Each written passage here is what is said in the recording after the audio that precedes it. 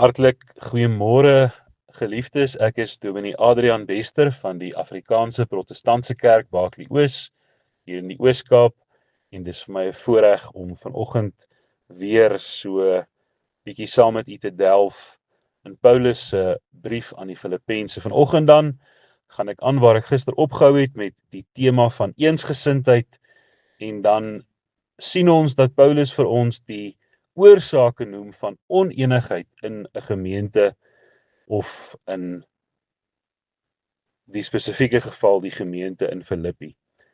Hy sê daarso in vers 3: Moenie iets doen uit selfsug of uit ydelle eer nie, maar in nederigheid moet die een die ander hoër ag as homself. Julle moenie elkeen na sy eie belang omsien nie, maar elkeen ook na die ander sin, want hierdie gesindheid moet in julle wees, wat ook in Christus Jesus was. Paulus noem die oorsaak van die probleem hier by die naam, dit wat onenigheid veroorsaak, dit wat partyskappe en skeuring bring in 'n gemeente, is selfsug en die soeke na ydelle eer.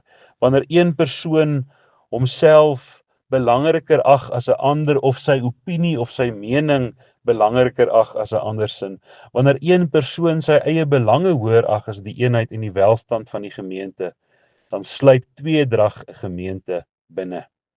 Waar selfsug en 'n soeke na ydelle eer die dryfkrag is, kom daar verdeeldheid en bly die eenheid van die gemeente in die slag. As ons geskille in gemeentes onder die vergrootglas plaas, sal ons sien dat die oorsaak in 99% van die gevalle gaan oor persoonlikhede wat bots.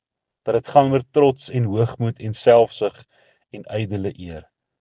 Daar is mense wat bereid is om eerder 'n gemeente aan stukke te skeur en te vernietig, voordat hulle bereid sal wees om te erken dat hulle verkeerd was. Selfsug en ydelle eer. En die teenoorgestelde daarvan, geliefdes, is nederigheid. Hy sê, maar in nederigheid moet die een die ander hoër ag as homself. Julle moenie elkeen na sy eie belange omsien nie, maar elkeen ook na die ander sin. Hoeveel keer het Christus dit nie vir sy disippels gesê nie, geliefdes? Julle moet mekaar se diensknegte wees. Wie die grootste onder julle wil wees, wie die eerste onder julle wil wees, moet die minste onder julle wees en moet almal se dienskneg wees.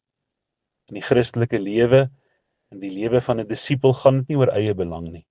Het gaan nie oor my voorkeure of my gerief of my gemak nie, maar oor die neerlê van my wil, oor selfloosheid, oor onselfsugtigheid. Jesus het gesê, as iemand agter my aan wil kom, moet hy homself verloon, sy kruis opneem en my volg. Christus self stel natuurlik vir ons die grootste voorbeeld hiervan.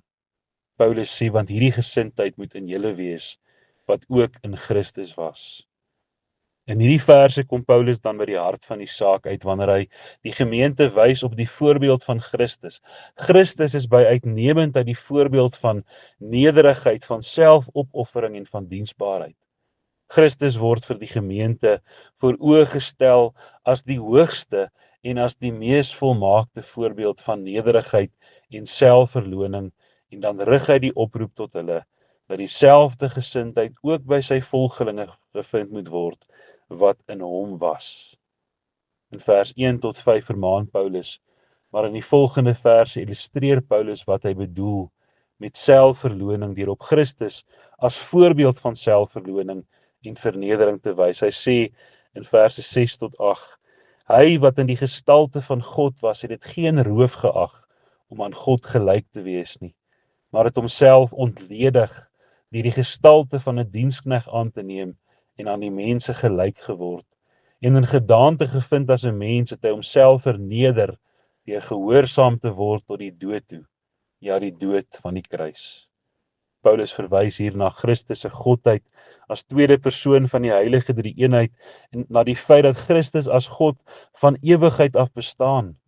Voordat hy mens geword het deur die Heilige Gees, verwek is in die skoot van die maagd Maria en gebore is in Bethlehem as mens, het hy reeds bestaan in die gestalte van God. En as God was hy dit waardig om aanbid te word, om gedien te word deur die ganse skepping. Maar in plaas daarvan dat hy as God aanbid wou word en gedien wou word, het hy homself uitermate verneder en homself ontledig, leeggemaak, deur die gestalte van 'n diensknegt aan te neem en aan mense gelyk geword. Hy het homself verneder deur 'n mens te word, maar die dieptepunt van sy vernedering was sy gehoorsaamheid tot die dood toe, die dood aan die kruis.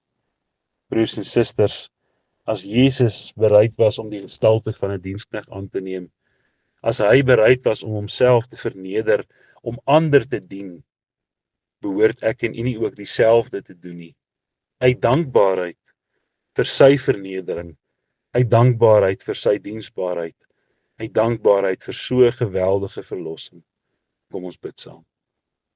Hemelse Vader, ons vra dat U ons genadig sal wees, dat ons nie alleen hoorders van U woord sal bly nie, maar dat ons ook daders van U woord sal word. En ons vra dat U ons sal help, Here, dat ons onsself sal verneder, dat ons ons kruis sal opneem en dat ons U sal volg, en dat ons die voorbeeld van ons Here Jesus sal volg, om ander te dien, en om bovenal U te dien, om U eer en U heerlikheid altyd eerste te soek. Ons bid dit om Jesus ontwil. Amen.